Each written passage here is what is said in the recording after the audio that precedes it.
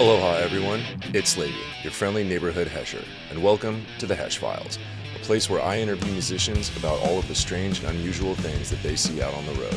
So strap on your best high tops, ease the seat back, and get ready to be a metaphorical fly on the wall because we're going Heshin'.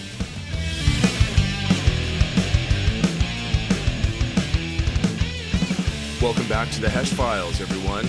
I'm Slavey, and today we're heading back to Seattle and commiserating over good times, bad relationships, and questionable decision-making with Animal from the fucking Muppets. Kevin from Kids on Fire and Dreadful Children. Welcome to the Hesh Files, duder. Kevin, why don't you give us your best waka waka and tell us a little bit about yourself? Waka waka.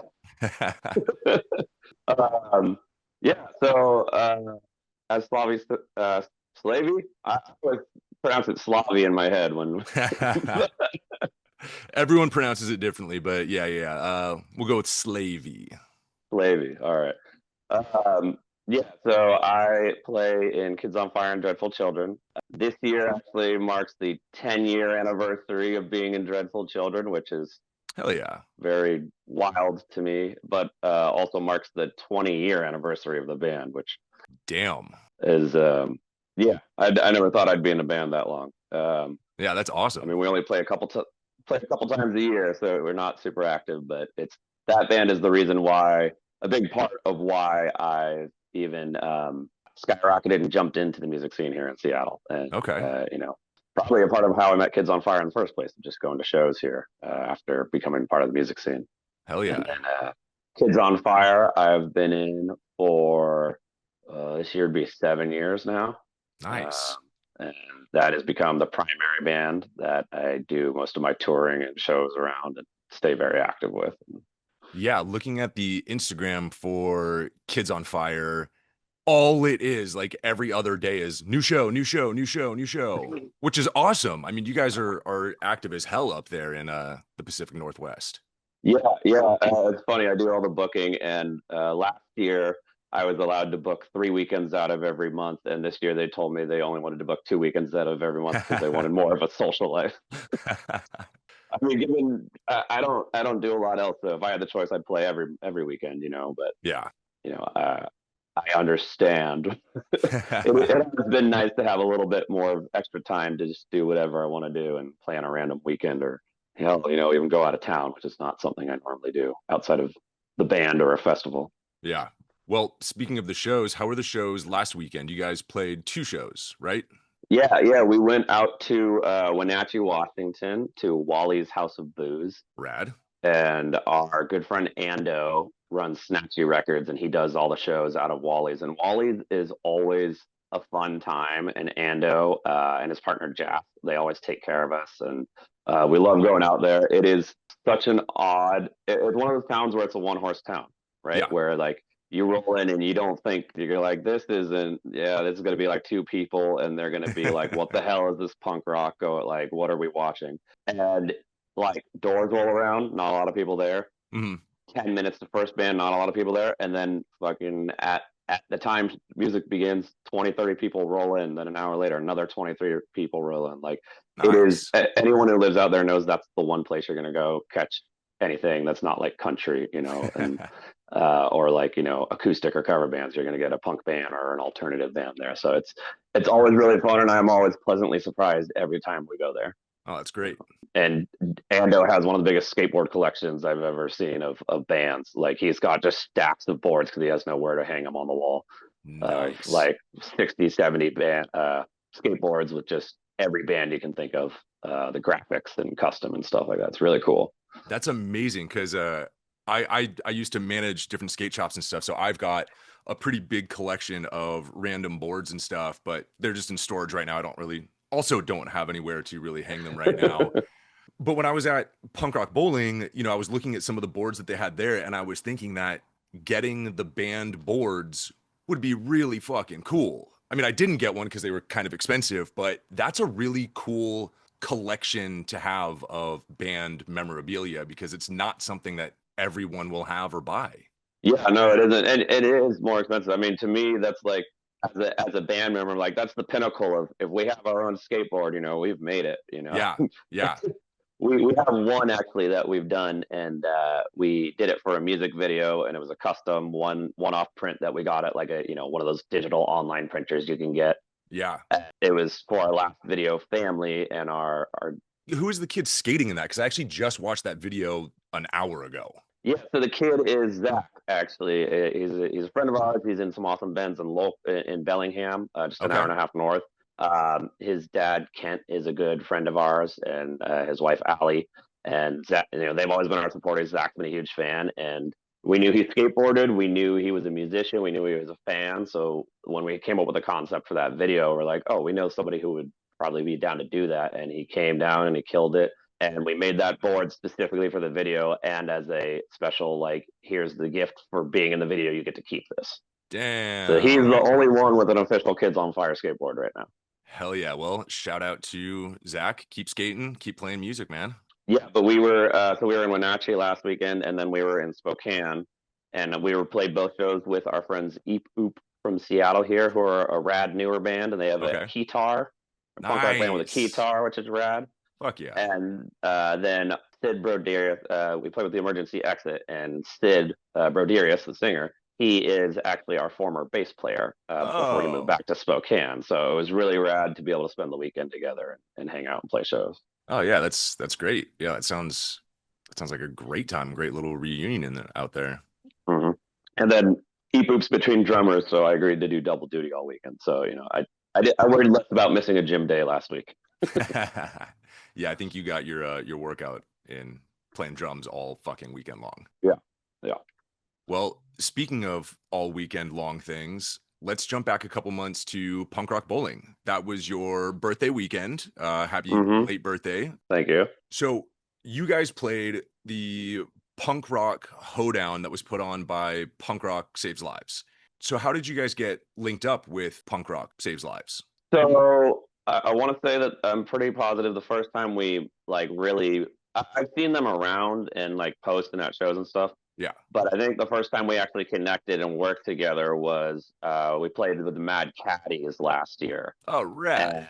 And Punk Rock Saves Lives was touring with them and setting up at every show and going on for the whole tour. And so that was the first show where we actually were both participating in the show. And so we've kept talking since then, and we hit it off. And they had come in town.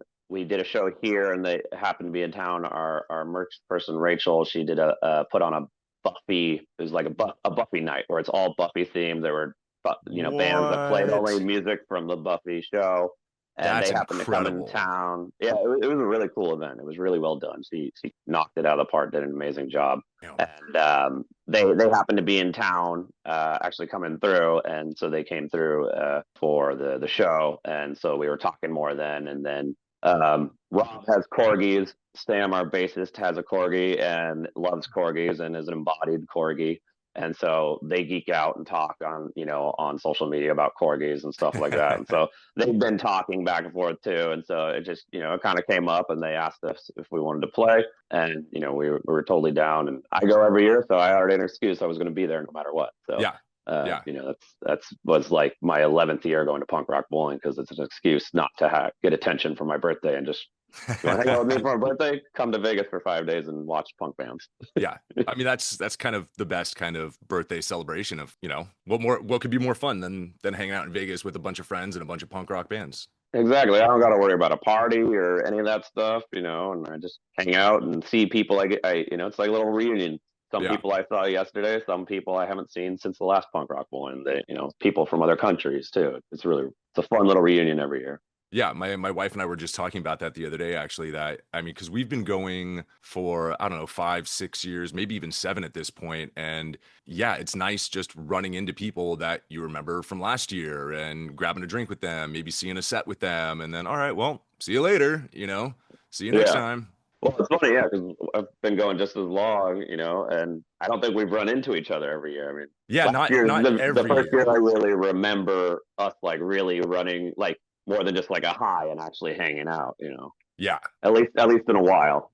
Maybe since one of the years Noise was there and Aaron was around. Yep. Shout out to Aaron and Noise Mm-hmm. again. Hilltop Rats. Yeah, Hilltop Rats. Everyone, he was also my very first episode. So go listen to some of his weird stories. But just real quick, for those of you that are unfamiliar, Punk Rock Saves Lives is a nonprofit organization that brings, and I quote from their website here, harm reduction and mental health advocacy to shows, festivals, and tours across the country. They believe punk is about positivity, unity, nurture, and kindness. So if you're ever out at a show and you see Punk Rock Saves Lives, say hi, get in contact with them. They're just a great group to have at shows. Yeah, they're really amazing to work with. Their primary thing is bone marrow and getting people on the bone marrow registry, and then connecting them if they match. But they do a lot more than that. They do a lot of mental health awareness, safe use, harm reduction as well, harm reduction supplies. A lot of really cool things at every single show. Yeah, that's our quick little PSA for Punk Rock Saves Lives. Well, anyways, back to Punk Rock Bowling. Who are you most excited to see play that weekend? Oh man, there's always like a handful. I'm so used to just bouncing around. I mean, I always love seeing Amigo the Devil.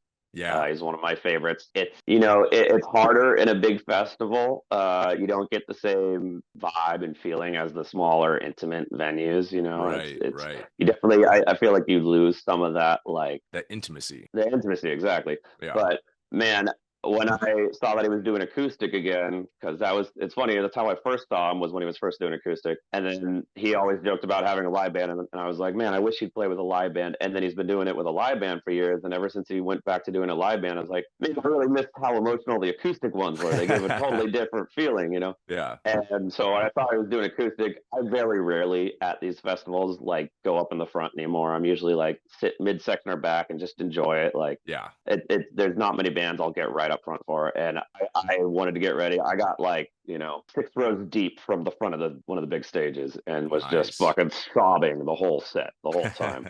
And there was a little girl on her dad's shoulders, like right in front of me. So the cameras kept panning to her. So I knew that the cameras I couldn't see the screens. Was like, I know for sure the cameras are going to see me just going like this, like just following my eyes out, looking up, crap, like mouth singing along the whole time.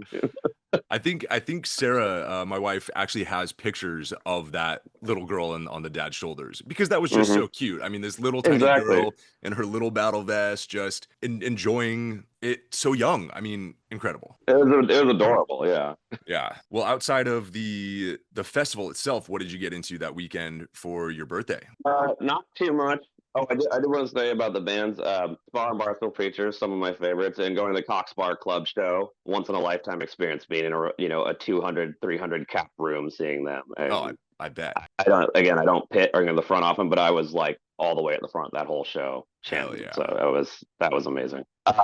So I mean, I don't normally do a lot of stuff outside of the festival, but this year I did two things. I stayed an extra day. I normally go a day early and stay a day later, and it avoids dealing with all the chaos of everyone trying to sign in and check out at the same time, and you Oh can just kind of God. ease into it and ease out of it. Smart move. Yeah.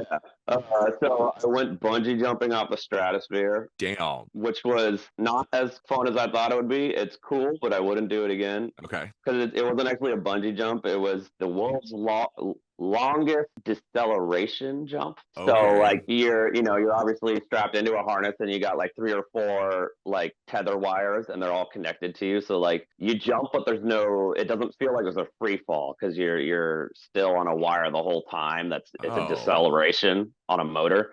So like it that's is cool, but it's definitely more like walking off, and there's definitely none of that like stomach up in your throat feeling going that's on. that's kind of boring. I mean, that's still kind of cool, yeah, but It is cool and it's a weird. cool view because you're jumping out looking at the city, but it's definitely like not as exciting. It also doesn't help. I did something much more exciting at the beginning of the trip that made that scene like pale in comparison, which was go skydiving. Ooh. Yeah, I Yeah, I can went imagine that skydiving. being a little bit better. Yeah, yeah, that was how we started the trip before the festival. Like the day I played a show, we skydive. I hit my adrenaline wall that day. I jumped out of the plane and then I played a show in front of a lot of people, and so it was a lot That's a of fun. good But fucking day. yeah, yeah, it was. It was an emotional day. The skydiving was a bucket list thing, but also it was an emotional trip I went with one of my best friends, Johnny Mischief, who's the bassist from Dreadful Children. He's also in Not Here Anymore, a Okay. Portland-based band. So he came to the festival, and we both went skydiving together. And a friend of ours, good friend of ours, that was part of a DIY venue we all ran here in Seattle when I first moved here, which was Hmm. called the Morgue. And it was the reason I got in the music scene in all. It's the reason I found the music scene in Seattle in the first place and got involved to begin with. Awesome. That's awesome. And I started volunteering there the last 9 months to year of the venue being around, and so there was a core group of us. It was all volunteer run. Of we were the ones who ran the shows and did the door and did the sound. Nobody took any money. And go be there till 2 or 3 in the morning and then go to work the next day. At 8 in the morning. Wild. So it was. And there were like sometimes where there was like 7 shows a week or 5 shows a week. It was a very different time. I can imagine doing that now. Yeah. But so one of our close friends, Kalila, passed away a couple of years ago, and she was kind of the first one of that group of people. Hmm. And she was supposed to go skydiving with Johnny, and so I was Oh. honored to be in that place with him and Yeah. do that for her. And so we took her ashes up with us. What would have been Fuck, man. her 40th birthday, so we took her ashes up, and she skydived with us, and then we spread some of her ashes down at the bottom so that she got to make the bucket list skydive, and it was Dude, I just we got both so many weren't chills. That's so fucking awesome. yeah, we both weren't hit with how emotional it was till we got in the van. We started talking about it and how happy she would have been, and she had her way of saying, if you were like, "I love you," and she'd go, "I tolerate you," you know. Then that's when it hit us, and we just started fucking losing it on the van ride back to Vegas. Oh man, And that's fucking that's beautiful. tearing up, fucking talking about it. But yeah, so I started the birthday trip that way, and so everything else was, is it started off with a very high but emotional Yeah. weekend. Oh man, that's wonderful. So I heard, I think it was you that said you're the only one that drives the van. No, I'm not the only one that drives the van. I just do a lot of the driving. Okay, okay, okay. And I genuinely enjoy driving. It gives me something to do. I've always liked driving. Yeah. I enjoy it. It's got its own nice little zen to it. Okay. But I'm definitely not the only one that drives van. There's also a bit of like, I don't love sitting in the van with nothing to do either. And I've been, there's a lot of tours in Dreadful where I was in the back of the van. I'm like, I guess I'm going to read or I'm going to play on my phone. And Hmm. I also have a preference for driving versus being a passenger. There's definitely a little bit of control stuff there. Of like, yeah, I don't love being a passenger, but Yeah. I'm definitely I do a lot of driving, but I'm not the only driver. Okay. Yeah, because I was with one band for a bit that was similar, except it really was only one cat that ever drove. I mean, we went to, across the country and back, and he drove the entire step of the way, which was pretty rad. But yeah, sometimes when you're just a passenger in the back of the van, you get really fucking bored sometimes. Yeah, that's selfishly that's why part of I like driving. I mean, I'd say I probably do like between 80 to 90% of the driving. On, Nice. on our short trips where it's only a couple hours, I'll do most of the I'll do all the driving usually. Yeah. Well, quick Um, shout out to all the drivers out there. Thanks for keeping the rest of us heathens alive. We appreciate it. I also don't drink most of the time, so at the end of the show, it helps to have somebody who's sober and Yeah. hasn't Yeah. been drinking at all. That's absolutely helpful and recommended. What's your go-to driver fuel then? Like what are your snacks or drinks to keep you road ready? Oh man, my bandmates love to joke about how I just like I've got to have my 20 different drinks, and if you need something, I just pull it out of a bag, and I'm like, oh yeah, I got this here. Oh, magically, here's another drink. I thought you were done 10 drinks ago. You know, um, So I don't like energy drinks. I made that mistake one of my punk rock bowling years with Dreadful Children, where I played 2 sets in 24 hours and was up for 48 hours, and we drove straight from Seattle, and I did the last 12 hours of it. Oh God. Yeah, I drank Monsters and Red Bulls, and I think I had like 7 of those in a 48-hour period, and I had the worst caffeine withdrawals every single day of the festival. I had to have a Monster just to combat the caffeine headaches every morning. Damn. It was gnarly. So I don't really fuck with those. I'm a tea drinker, so I like my like English breakfast with sugar and milk, Okay. you know, a Okay. cream. I also do like when I'm at the shows, I'm drinking Diet Coke most of the time because Yeah. water gets boring, and you know if I'm not drinking, which is especially if I'm playing, I'm usually not drinking. I you know there's not a lot of options at bars, and I do intermittent fasting too, so usually I don't eat after 8 for calories. So Diet Coke fulfills that need and has Okay. caffeine most of the time. But that's usually at venues. Like when I'm driving, I'll stick to tea, or I like to do like iced teas usually. Or there's one that I like. It's called Ice, I think, and it is an energy drink, but it doesn't have the taurine and all that stuff in it.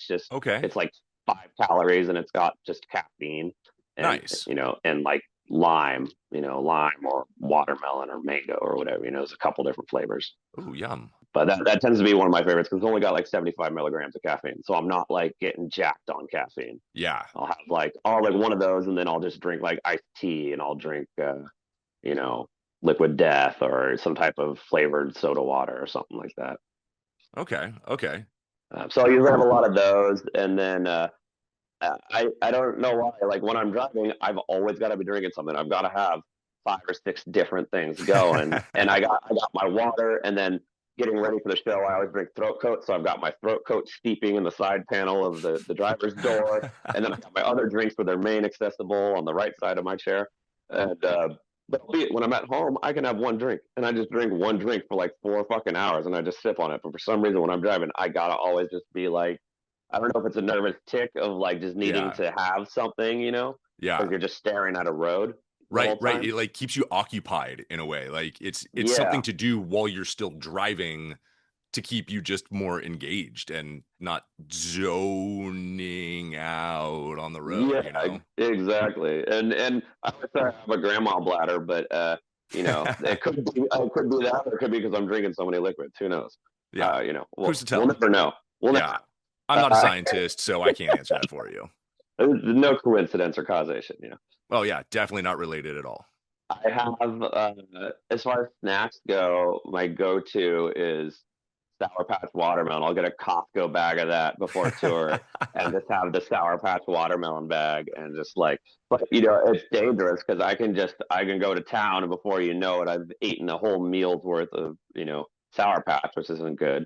So I gotta No. like, and having normal snacks, I'll go to town on like stuff because same thing with the drink. So like, I'm figuring out a system to like make it so I'm not just gaining weight while I'm on the road, which I Hmm. should. If I'm playing shows every night, I should be, you know, losing a little bit because I'm exercising every day, you know. Yeah. But so I'll do that. I like to get like when we're on the road and we find places, I like to get like spicy beef jerky at like you know Ooh. if I find like a good like gas station or like store where they have like maybe not your normal stuff and they have some Yeah. spicier stuff. I like to get that. Surprisingly, I really spicy. What was it? Ghost pepper one from Bucky's. The only time I've been to Bucky's last year on tour. That's the first and only time I've been to Bucky's so far in Colorado. We spent like 45 minutes in that store. Damn. Spent like $100 on a crap in there. Well, speaking of ghost pepper, actually, one thing that I've been really into, one of my go-to snacks lately, is the ghost pepper potato chips from Trader Joe's. Dude, I just had those last weekend on the road. They Dude, were legit. They had some bite to them. It was yeah, good. yeah, they have some bite to them. They're really good. I don't want people to be scared by the ghost pepper thing. I mean, they're not gonna burn your fucking mouth off, but No, no. they've I got a mean, little bit of a bite. if ketchup is spicy, yeah, they're going to be spicy for you. But you know, if you can handle a 3-star at a Thai restaurant, you'll be fine. Yeah, that's a really good way Um, of putting it. yeah. Wow. I mean, the other thing I like to do that I started last tour, which I found because it's really, like I said, really easy to just fucking just keep chomping on whatever snack you have. Is they have those bags of pistachios, like different flavored pistachios at the store, Yeah. and so I'll get the like I don't remember what it is. It's maybe it's like habanero lime or something like that. It's like a spicy pistachio, Ooh, pre-shelled pistachio, and it's easy to like just eat one at a time and just like suck on it like until savor it. until the spice is gone and you're just left with pistachio, and then just eat it. So I've it's kind of like a routine to get myself not to just constantly be like taking handfuls of stuff, but I'm like methodically, like intentionally eating one at a time and like, you know, getting all the spice off of it before I go to the next one to keep Yeah. myself from just snacking the whole drive, which I tend to do.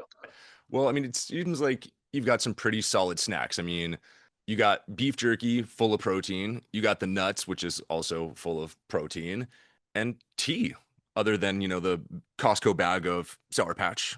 But, Hey, that's it's a yeah, well-balanced diet. It's a well-balanced meal. yeah. It's Sour Patch. It's for a growing young musician. You know, it's got kids in the name. It's got to be Exactly. healthy. Yeah, Yeah. yeah. They wouldn't market it like that if it wasn't good for children to consume. Why would Watermelon's not bad for people. They wouldn't do that to you. Yeah. Yeah, they definitely wouldn't.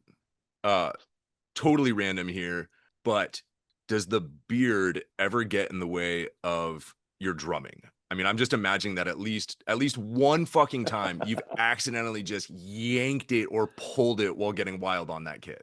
Yes, but not the way you think. Oh, okay. So Do tell. it's not like it's never caught on a drumstick. It's never like in my hand. The two ways in which it gets in the way is I also sing, do backup vocals in the Hmm. band, Hmm. and I sing on my left side. If there's ever a fan on my right side, it's blowing my beard this way, and it comes, gets. So Yeah. I have my own fan that I bring to my show. It's my only fan. I make this joke every time. My bandmates are sick of it. It's my only fan. It's my biggest fan. It's fantastic. Oh, god damn it. Um, I try to have conversations with my biggest fan sometimes, but it just goes round and round. Oh, god damn it. That's hence the waka waka. Love it. Um, so yeah, no, I always have the fan on the left side because where my mic is, so it keeps my beard going this way. It's got that. It's got that special movie look of making my hair look extra flowy behind Oh the kit. yeah. So every once in a while, I'll be singing and I won't have a chance to clear my mouth, and I'll get like because I'm thrashing my head the whole time I'm playing in windmill. Pretty much, if I'm not singing, my head's moving the whole Oh time I'm yeah. playing. So I just look like a koosh ball on stage, a moving koosh ball.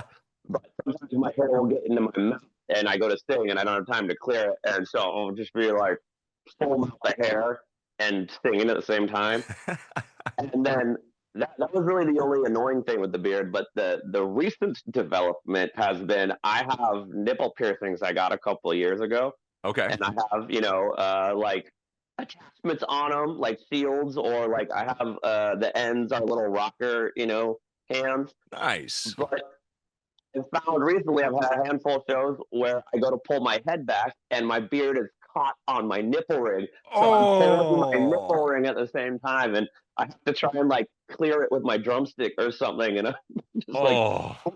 slight panic while I'm trying to not like fuck up the beat or what I'm doing. That sounds miserable. Well, I don't know what happened until my nipple is like, hey, this hurts. You're just trying to pull something out of me. It's already too late at that point. Oh man, that is rough. Yeah, that is not how I thought you would have pulled on the hair. Not at all like Yeah, that. no, I didn't until it happened either. Yeah, why would you think about that? The That's top of my crazy. hair isn't down to, just my beard goes that long. But Yeah. Man, yeah, my hair would totally do that if I had nipple piercings. Oh, that sucks. yeah, it doesn't feel good. I can tell you that. Damn. Probably I've got like 19 or 20 piercings, something like that, and those were the top three on the pain scale are the nipple piercings. My best friend Lizzie, she's in the Disorderlies here in Seattle, really awesome band. Also, band member in Dreadful Children. Okay. We went to get piercings together, and she took videos of me getting the nipple piercings, and you can see the come to Jesus moment where my eyes just are like in the back of my head as they're going through. Okay, yeah, we need to see that video. Definitely need to see that video. That sounds awesome. I can send that to you afterwards. Perfect. Perfect. Oh, that sounds terrible. I just got to Just, sit here for a moment and think about uh yeah, just beardly, networking. just Yeah. beardly bad, beardly painful. Well, what's up next on the musical horizon for either Dreadful Children or Kids on Fire? Dreadful, we're playing a show tomorrow. It's in all likelihood our last show of the year, but who knows? We may get a wild hair up our ass and do one more since it is our 20-year anniversary. And we didn't. We did a weekend in April, which is our first time doing a week. First time doing local shows in like a year and a half, 2 years. Oh wow. So we're doing one tomorrow, and we might do one more the rest at the end of the year at some point, but not sure yet. Okay. But we're playing tomorrow in Bremerton at a venue called the Tracyton Movie House, which is a movie theater that's been converted to a music venue. And Rad. we're playing with Guttermouth, which is pretty Damn. rad. Yeah, And we're that's super playing cool. with also really awesome local bands, Me Grimlock, and really old friend of ours, Millhouse, which is Okay. like hardcore punk band. So it's gonna be a really fun lineup. That's rad. So Yeah, the it's like an interesting mix of a little bit of everything with those bands. yeah, no, that sounds rad. The last time I saw Guttermouth was actually in Tacoma. It was up that way. It was at Jazz Bones a couple years ago when they played with Hilltop. Oh yeah, I'm entirely likely I was actually probably at that show. Yeah, you probably were. We may have even talked. I don't know if either of us remembers it because I don't. Yeah, we probably did if I was there with Aaron. Yeah, I definitely don't. I mean, yeah, my sobriety that night was probably not the best. That's a hilltop show. I mean, Oh yeah, yeah. So real quick though, how often do you guys play Jazz Bones? Because I just love that venue, and if you guys are playing up there, I'm gonna fly up for it.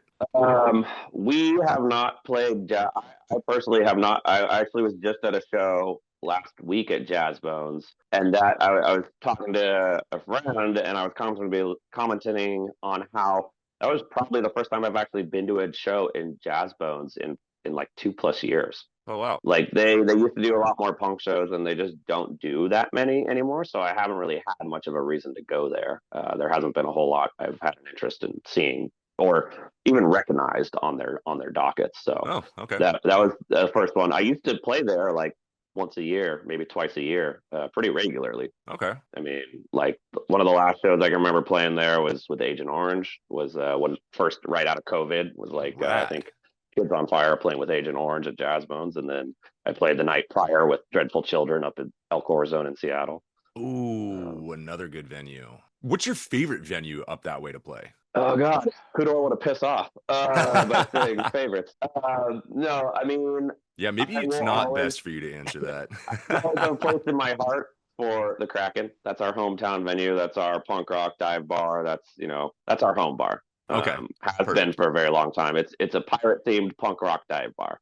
I know. I two So yeah, I should basically just move in. Yeah, it's got pinball and on like the second. It's got like a second floor, and it's got all pinball. And then downstairs is the stage. They were at a different location for like 13 or more years and had to shut down because the building got sold. And we thought they were done, but they reopened a year later. They found a new spot, thankfully, and so they've been going. And I was actually just there last night for a show. Nice. Yeah, it sounds like I definitely got to make it up there for a show then. That They sounds. unfortunately have Malort. Beware. Oh, awesome.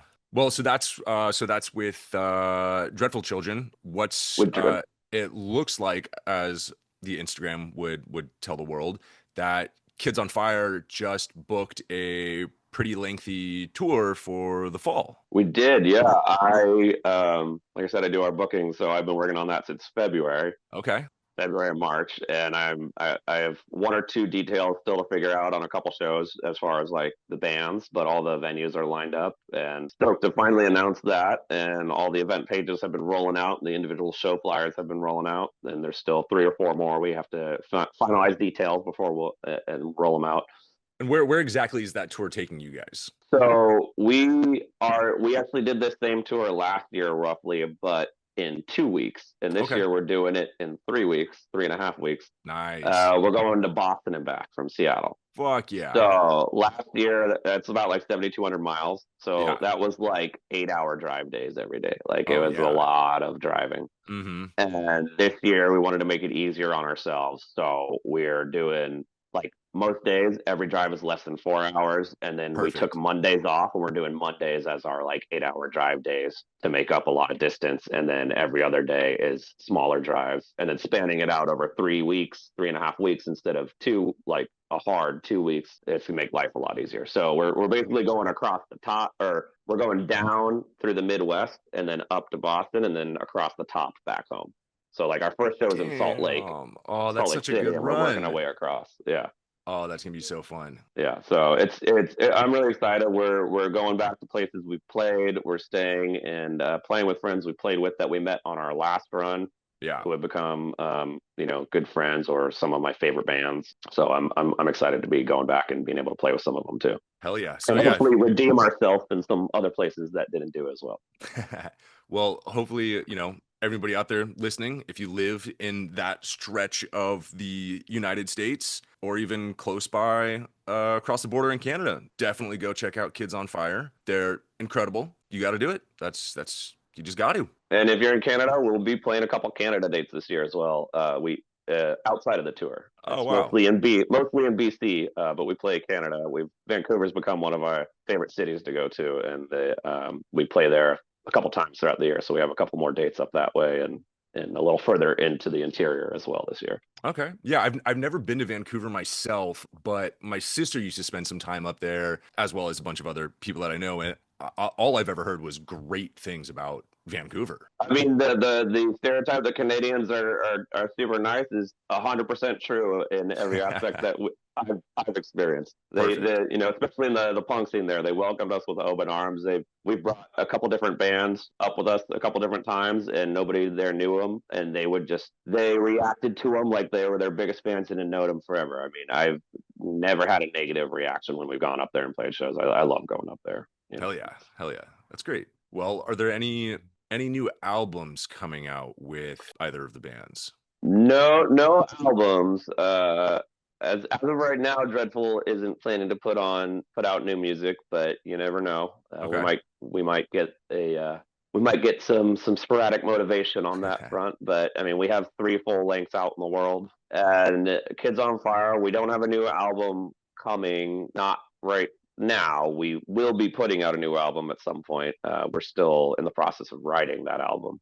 And we've got Okay. like a couple. We're like a couple songs in, but we are planning to put out 2 singles. Oh, Probably one shortly before tour and another one during tour. And cool thing about one of the singles, it is our bassist Sam. He is the newest member of the band. He joined in 2022, and it'll be his first recorded song where he's the main singer. oh, So excited nice. about that. Yeah, that's great. Yeah, I can't wait for that. He's a hell of a singer on stage, man. He's great. Yeah, no, he's great, and he's an awesome dude, good person, great addition to the band, great musician. Love having him. And he's handsome. So just keep that He in mind. was, yeah, he was gorgeous. He's looks. I'm just the hair. But there was no section, so we love each other, and then when it's just us two, we hate each other, and then when it's everyone else, we love each Yeah, that sounds about other. right. Sounds like a band dynamic. Yeah. Well, why don't you plug the socials for everyone so they know how to find you, find the bands, shout those socials out. Yeah, so I should have these memorized. I don't think I do. I believe the Kids on Fire Instagram is Kids on Fire Seattle, and I Okay. believe it's like underlines between each word. And then Dreadful Children should just be Dreadful Children Band, I believe. Okay. And those are both on Instagram. We're on Facebook. We're on Spotify, Pandora, Apple Music, anything you want to go on. Kids on Fire has a TikTok. Hell yeah. We have a YouTube channel. Kids on Fire has a YouTube channel for all our music videos as well.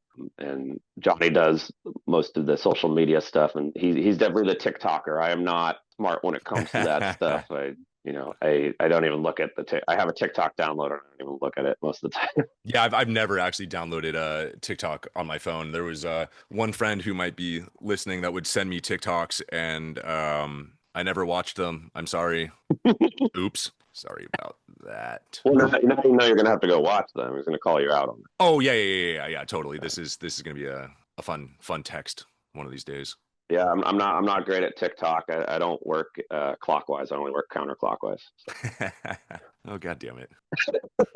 I do have stupid treat goes along with the Waka Waka. Maybe this is too much. I recently, I think you saw it actually, so I maybe never. did see it actually. I Yes. finished, fully finished it like the month after we got back from Vegas. But Oh, okay, okay. Well, tell us what it is, and I'll link a picture for everyone to see it, but explain it to us for a minute. it is really stupid, and so I've had.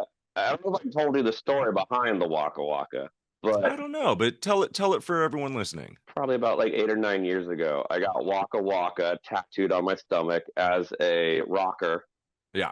so the arch in Old English, right? Right, And right. it was a joke. It originally started as a joke between my bassist Johnny Mischief and a couple other friends, and they were like, "Hey, as a birthday present to you, we're gonna get you a tattoo, but it has to be That's awesome. something ridiculously fucking stupid."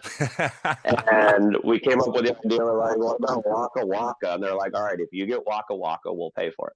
Nice. So then I kept waiting for them to give me money to pay for it, and it never happened. And I was like, you know what? I actually really like this idea. I'm just going to do it. I paid for it and did it. And so for like the last 8 years, and that was one of the most painful tattoos I've ever gotten. And I mean, like my full back is covered, neck to ass. I've got a full sleeve. I'm Yeah. I'm pretty covered. But that is still one of the most painful is that rib rocker, that Oh lower, yeah. just the lower rattling rib. Just it was awful. Oh, I can Um, vouch for that. I have my whole stomach done too, and it is the fucking worst tattoo to yeah, get. I will do like inner arm and elbow any day over that. Hell, I was falling asleep during my neck tattoo, but not the Yeah. stomach is just brutal. Oh yeah. So I have once I have that done, I've had a really stupid idea for like the last 8 years since I had it, and I just could not commit to it. I was so just not looking forward to doing it in my stomach. I was putting it off and putting it off, and I was like, you know what? I'm fuck it. I finished my sleeve. I finally finished my back piece. Hmm. I'm not ready to. I haven't found the right artist to do my next sleeve yet. So I know I want to do this, and this is a ridiculous. It was a stupid idea that was one of those ideas where like, man, this is so good, I can't not do it, but it's Yeah. so bad. I'm trying to build up the confidence to commit to it as well, and to deal with getting a stomach tattoo because I'm committing to this like ridiculousness. Yeah. So what it is like the Waka Waka as an arching rainbow essentially, and underneath it is the Last Supper, but it's all the Muppets with Fozzie as Jesus, because hence the Waka Waka. And Oh my it's God. a picnic instead of a table because I have some other tattoos that are green around there, so I wanted it to blend better Yeah. aesthetically. So we made it the Last Picnic with the Muppets. So I call it the Last Mupper. That is incredible. And guys, it's so well done too that oh, it's shocking. It's so ridiculously silly, but it's so awesome. Yeah, it's the same artist that did the Waka Waka. It had to be the same artist because she killed it. Jenny Vidovic. She's an amazing tattoo artist up here, and she's. I joked with her that she's now going to come become known as the Muppet tattoo person, and she was like, "Dude, I will do Muppets. Fuck it, I love it." Hell yeah. So, What shop is she at? Let's shout that out. I believe she is in between shops at the moment, Okay. but I know she is guest artisting at a local shop here in town currently. But if Okay. you look up Jenny Vidovic on Instagram, her stuff will come up. Oh yeah, hell yeah. We'll get a picture of your stomach and we'll tag her in that so everyone can find her that way. Yeah, we also I tend to do this with all my big pieces. Is I have this idea and I'm like, hey, I want to do this, and then as we're doing it, I'm like, well, shit, I want to add this. Can we do this? Can we do this? And it becomes this ridiculously. So like we realized the old guys and Camilla, the chicken, Yeah. Gonzo's wife. Yeah, Gonzo's wife were missing, and so we added Mount Rushmore as the two old men, laughing old men, and Camilla in an eagle's nest right next to it. So. That's fucking incredible. Waldorf and Staten, I think, or Statler. I never remember the second name very well. Yeah, I don't remember their names perfectly either. But the funny thing is, part of my hesitation of getting this tattoo is like, yeah, I love the Muppets. I grew up with the Muppets, but I was worried about being known as the Muppet guy because I don't have Muppet trivia. I can't pull out Muppet trivia and tell you Jim Henson's like weird off fact that nobody knows. Like, I'm not going to Yeah. know that. Like, I Right. loved it and I grew up with it, but I'm like a casual fan in that it's something I grew up with and it's part of my childhood. But I haven't watched anything Muppets in like 6 years, seven Yeah. years. I think the last thing I watched of the Muppets was getting ready for this interview actually, where I watched Animal do a drum off with Dave Grohl. Yeah, I don't know how many I've had throughout the years that I get that one. People send that to me a lot. Is the Yeah. that was going to help. I have a huge animal tattoo on my calf holding drumsticks as well. Yeah. So. Yeah. It happens. I mean, that's who I try to embody when I play is the animal, just throwing my head around and looking as much like a Muppet as I can. Oh, you totally do. I've seen you live. That's factual information. Yeah, and fun trick if you're someone with long hair and is a drummer, you don't have to make eye contact with a single person if your head moves the whole time. You don't have to feel anxious and have them watch you if you can't see them. That's perfect. Real quick though, did want to tell you, Kids on Fire. I fucking love that name, and it's funny to me because 20 years ago I had a band with a couple of my friends, and actually the drummer, he was actually just down here with his fiance for a few days, so we were hanging out and reminiscing on things, and we had a band many years ago, and I always tried to name the band Kids in a Car Fire. Oh. The reason it was Kids in a Car Fire was because the guitarist had an old VW Squareback, and he was driving it down the road one day with a couple of the friends in it, and it literally caught fire. So everybody had to jump out of this car, and the car just burned on the side of the road. So I always thought Kids in a Car Fire would be a good name for a band. They fucking hated it, but I'm so glad that you guys have Kids on Fire. That is so good to me. Well, it's funny. It's ironic because it's like two things are funny about the name. Is one, it's one of those names of like, this name was chosen, years before I was ever in the band, so I was on part of the decision. But retroactively, my bandmates are now like, yeah, if we could change our name, we would do different names. Like it came out of one of those Christian documentaries about a summer camp, and like it was the Kids on Fire. That was like, I think it was the summer camp they were going to, or like that was the bad kids camp where they were trying to reform with the Kids on Fire camp. And so at the time it was like, this is funny, Yeah. And now they're like, we have a band name, and we're trying to get bigger, and it has Kids on Fire as the name. Like we should have done something different, And then one of the two other funny things about the name is, purely by coincidence, I'm also in a band called Dreadful Children. Yeah. So when I tell people that and they don't know me, they're like, wait, you're in a band called Dreadful Children and Kids. Do you just hate kids? Like, do you just genuinely not like them? Like, what's the deal? I was like, it wasn't planned. This is just how it happened. I didn't know, I also don't plan to have kids, so it works, But the other thing is I do the banking for both the bands. And okay. When I had first opened the bank accounts, I had to call into my bank to change something or transfer funds or something, and have the band name as the nicknames on the account. Yeah, it makes it easy. Tell which one switch. Yeah. But then the teller was like, "Oh my god, I love this name, Dreadful Children. Is this like a savings account? Is this like a funny name for a savings account for your kid?" And I was like, "Absolutely not. But that's a great idea." Yeah. Oh, that's awesome. I like how you looked at it that way, and I look at it an entirely different way. Yeah, that's awesome. Yeah, people can look at something, the same thing, but two completely different ways. Yeah. So yeah, I think that's funny, and that's wild. It's like, hey, if things have been slightly different, you would have had almost, we would have been talking about how our band names are just almost so similar. Yeah. I mean, my band name is just what happens after the Kids in the Car Fire. Oh yeah, exactly. Yeah, it makes sense. Now, to get a full plot line, you just need a band name that says, the Kids on a Happy Drive. I think that's just called the Magic School Bus. There you go. Oh, that's only magic if you help the magic a little bit. Exactly. All right. Well, hot damn, everyone. That was Kevin from Kids on Fire and Dreadful Children.